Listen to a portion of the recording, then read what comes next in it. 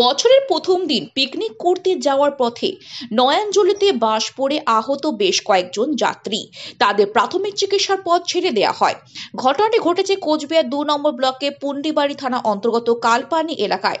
আজ সকালে একটি বেসরকারি বাসে কালপানি এলাকার বেশ কিছু বাসিন্দা পিকনিকের জন্য গরুবাথানের উদ্দেশ্যে রওনা দেয়।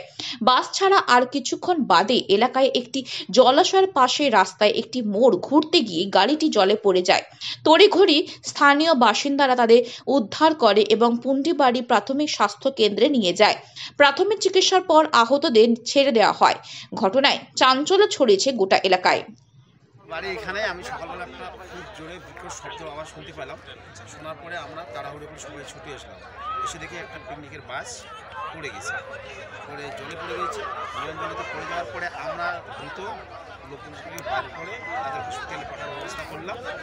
পরে শুনতে পারলাম ওদের কাছে কতজন আহত হয়েছে আপনার? 25-30 জন আহত হয়েছে। 50 জনকার মতন ছিল, 25-30 জন আহত হয়েছে। তার মধ্যে যারা একটু সুস্থ ছিল তাদের খবর শুনলাম।